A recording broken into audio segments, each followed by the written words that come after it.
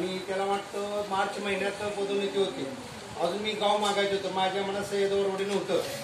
मला मी जवळच घेणार होतो गाव, मला कुठले गाव पण मला शेत बाबळगाव, पण माझ्या आधी नामदेव कुचेकडे सुधाकर खानदार उठले सय्यद वरवडेमध्ये.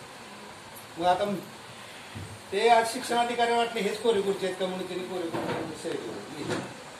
नाही बसलो मी. पण इथं बघितलं त्यावेळेस मला वाटलं आता नामदेव कुचेकर पेटेसारखे आहेत म्हटल्यानंतर मला सांभाळून घेतील का नाही असं वाटत होतं.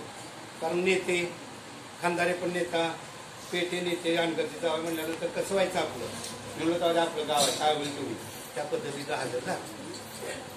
पण शाळा ही नुसते एका ह्याच्यावर चालत नाही. जरी तंबू एक खांब असला तर त्याला वाढण्या भरपूर असतात.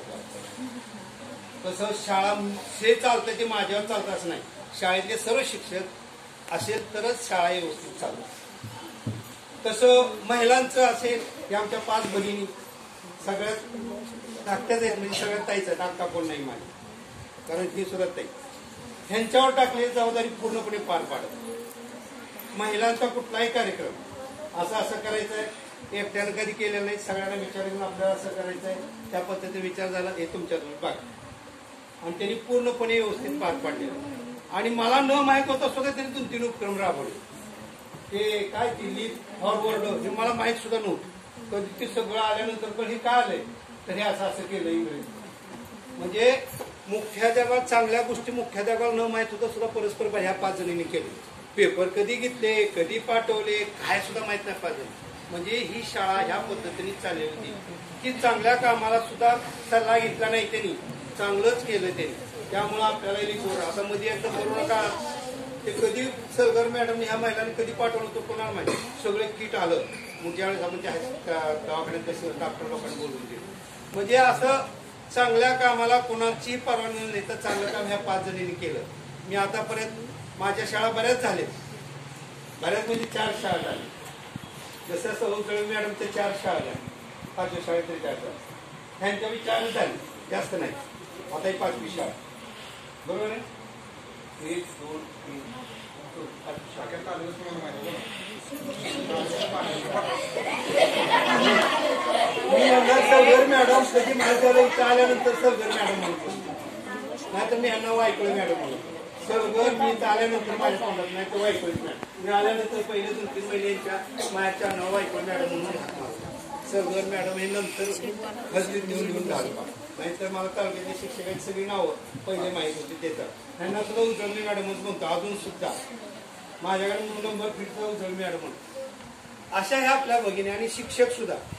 आता सगळी आपली शाळा व्यवस्थित चालली ह्या पद्धतीनं. उजळणी मॅडमनी सुद्धा त्यांनी काय असं सूचना मला सांगितल्या, मी त्यांना विचारून करत होतो. सगळं मॅडम त्या पद्धतीने एकमेकाच्या विचाराने सगळं चालवणार ना, सगळं व्यवस्थित होणार. एकाच एक इकडे एकाच एक इकडं सर्व मीच केलं असं कुणीही म्हणायचं नाही.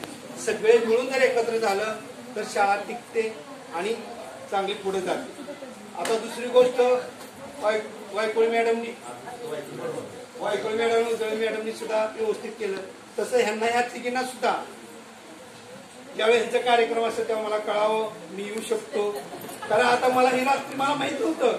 यांची पोस्ट वाचली हे म्हणले ह्यांना कसं माहीत झालं. जुन्या नवीन शाळा उत्थान समितीला मी केलेलं मी त्याला यांची वाचली रात्री उद्या आपल्याला उद्या 8:30ला जाय. 8:30लाच म्हटल्यानंतर मलाच उठायला उशीर झाला होता तरी मी आलो पळत. कसं आहे मला त्यांनी साथ दिली माझ्या सगळ्याला. म्हणजे त्या पद्धतीने मी त्यांचा कुठेही असल्या कार्यक्रमाला मी जा या माझ्या ह्या आता 12-13 जण होते. आणि माझ्याबद्दल आमचे एकमेकांना भांडायला लागला एकमेकांना. पण सकाळी झालं की आपण तासात आम्ही एकमेक बोलतो कोण का असेल. कारण त्याशिवाय शाळा चालत नाही. आणि दुसरी गोष्ट 7वीची. आता 7वी त्यांनी सांगितलं का पण एक सांगतो पहिलं शिका पण घरी आता चालू आपल्या वरवडमध्ये 8वीलाच आहे 9वीलाच आहे चला उरकून टाकू कसलं काय करणार. पहिला विरोध करा. आता मी बघितलं तुमचे आता 9वीला काय मुले त्यांचे बघित जमलेत लग्न जमलेत का. पण तुम्ही तसं करू नका. स्वतःच्या पायावर उभं राहा. सगळेच लाल देवाच्या गाडीत येतील असं नाही, पण स्वतःच्या पायावर उभं राहा. मग कोण डॉक्टर व्हा, वकील व्हा, काय इंजिनियर व्हा, काय व्हा, पण स्वतःच्या पायावर उभारल्यानंतर मग लग्नाचा विचार करा. आणि तुम्हाला पुढील अभ्यासासाठी शुभेच्छा. उजळ मॅडमचा त्यांना सुद्धा त्यांचं आरोग्य सगळं भरभरीत जावं. यांना पुढील शाळा चांगली आणि बोलवलं की तिकडं न जाता इकडे यावं. आम्ही माने बुद्धीला तसं फोन करा तर आपल्या संघटनेत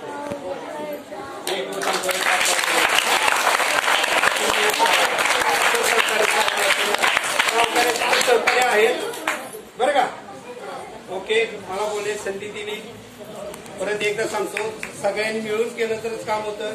मी एकट्यानं केलं असं होत नाही.